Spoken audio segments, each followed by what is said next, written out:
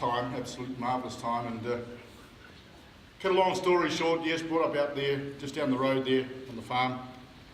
I got school certificate. I was actually leaving school and going farming. I was going to be a junior shepherd, Erepiti Station Farm, in Ruakaturi Valley. Fact.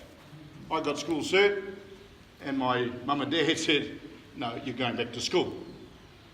I went back to school, blah, blah, blah, and teaching. And I've been at school, at Gisborne Boys for that matter, for 2/3 of my life. At least 2/3 of my life. Enjoyable times of my life too. I've actually been in the teaching game for 47 years. Not just 40, as Greg put in, I was primary trained at the best teachers college in the world, Ardmore Teachers College. If it still existed, we'd have fantastic teachers out there, even better than me now, but that's another story. As I said, so that was me. Yeah, 40 years at Gisborne Boys High School. I never ever envisaged that whatsoever. I was teaching primary, and the late Mel Simpson, principal of the school at that time, he had this knack of approaching, and it was male primary teachers to go and teach in the junior school at Gisborne Boys High School. And Mel approached me, offered me a job, not as a PE teacher, but Mel was really up with the play then, and before his time, but with special needs. And I actually started teaching at Gisborne Boys High School as a special needs teacher. Something that I thoroughly enjoyed. 2 years I did it. And then a PE job came up, because I majored in PE. A PE job came up, and I applied for it, and of course got it. And from then on, I've been through the ranks. But I also had enough sauce, I suppose, although I think I was steamrolled in some of it, teaching junior economics, junior English, junior social science, and of course outdoor education along with my PE as well. And it's been a really, really fulfilling time. There's no two ways about that. However, I've got to say that in '77, when I first arrived at Boys High School, walk into the staff room there, and I'm introduced by Mr. Mel Simpson to the staff. Well, of course, I would say 90% of the staff knew me from way back anyway.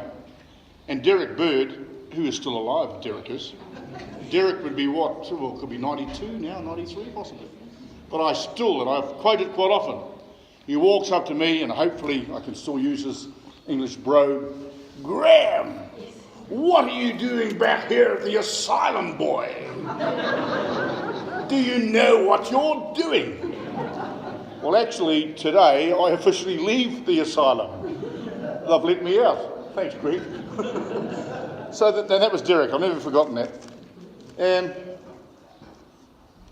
I've survived 4 principals, still around, the late Mel Simpson, Jack Gibbs, Dick Glover, and Greg. Having worked in the department for all this time, I also had two fantastic mentors in the late John McFarlane and Brian Keynes. They taught me a lot of the tricks of the trade, which also enabled me then to become a head of department, which I also thoroughly enjoyed.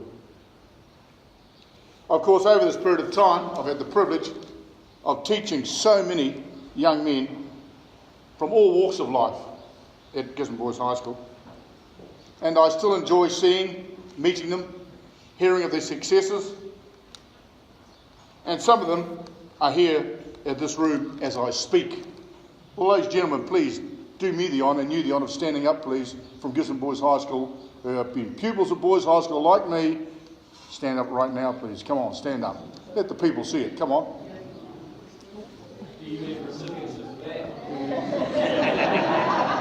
Fred. Yeah. So, once again, thank you so much, people. Really.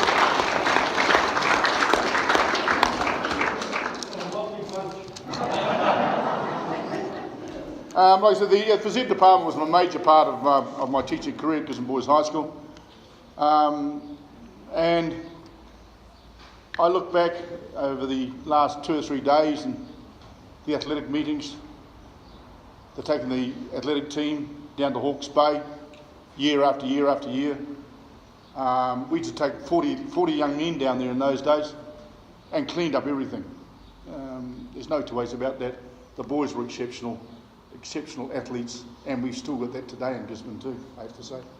And that was fun with the athletic sports, although a lot of stress at times on Cheryl, organising the programs, etc. I know Andrew's been through that, and Simon. It's not an easy job at all, but it's got to be done. Also, of course, with my time there, I spent a lot of time in the outdoor education department. And for a start, I was just sort of looking after going on camps. And I started way back in what I call the Fair Dinkum outdoor education camp. It was Fair Dinkum, believe me. It was a corporal Afara.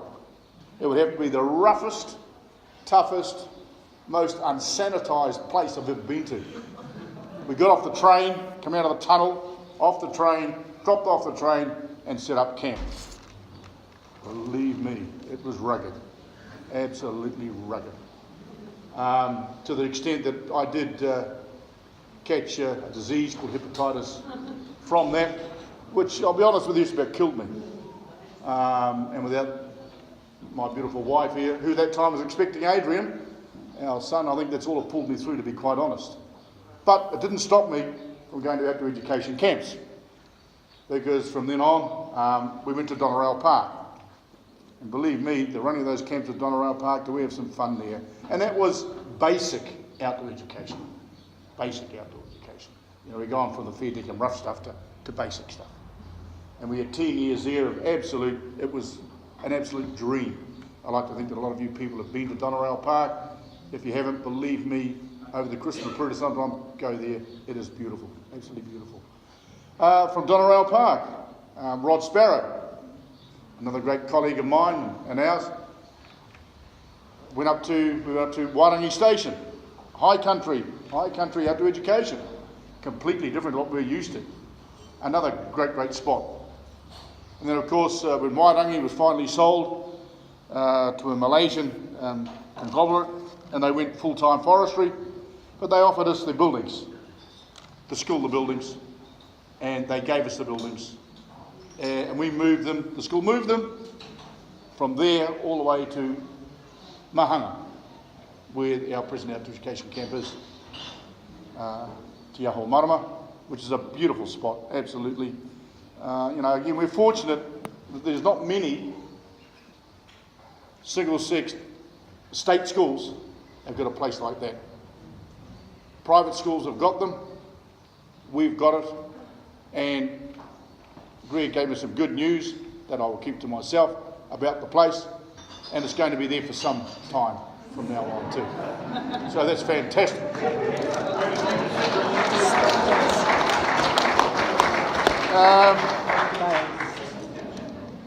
Once again, it's amazing with me over this period of time.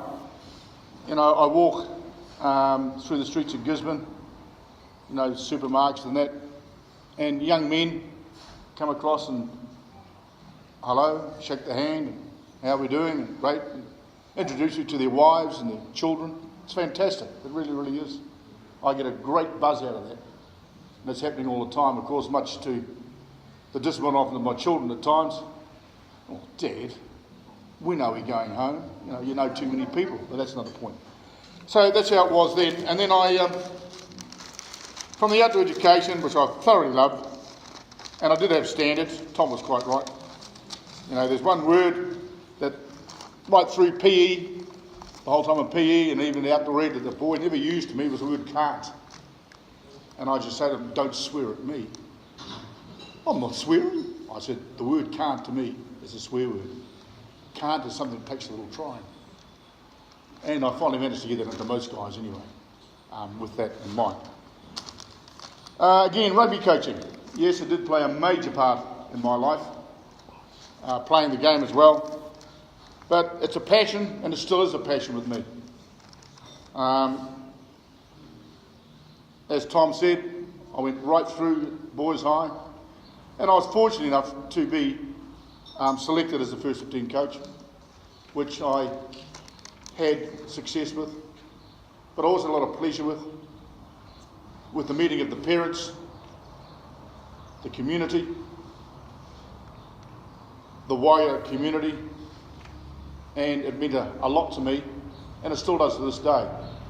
You know, I think I kicked off what I call the supporters club with the parents and that played a very major part in the victories of my first 15s and first 15s to carry on from that, where the parents became part of the team, not just the boys. And we had a lot of fun doing that too, I can tell you. Yeah, I've had the privilege of going overseas, coaching over there, and it's amazing over there how many Gisborne Boys High School students I've run into. And I've got to tell this story because this is one of the probably nicer ones. In '94, Grafton Street in Dublin, I was walking up there and I heard this, "Mr. Torrey!" I thought, oh my God. I'm looking around. "Mr. Torrey!" So I stopped. I look across, and I crossed about 50 metres. There's this little short Maori guy waving. I went, "I know you." And it was Milton Reedy from way, way back. And so I went across to see Milton, and he says to me, "I recognise you because you haven't changed." And I says, "Shall we go and have a pint?" Which we did. But the beauty of this was that Milton had been over in the Middle East in the oil industry and that over there. Unbeknown to me, but he also married an Irish girl. And so he said, "Well, what are you doing tonight?" And that particular night, as it was, I wasn't at training and that. I said, "I'm free." He says, "Please come around to my home and meet my wife." And magic. But these things, like I said, to me, and that means a lot to me, that he was a young lad from Gisborne Boys High School, yelling out an island, recognising me, and we had a beautiful meal at his home and met his beautiful wife.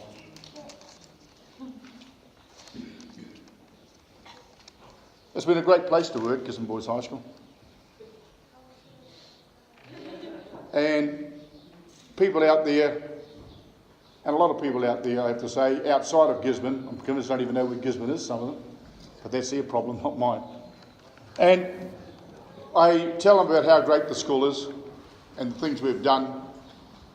And often at times I don't think that a lot of our ex-students get the acclamations they deserve.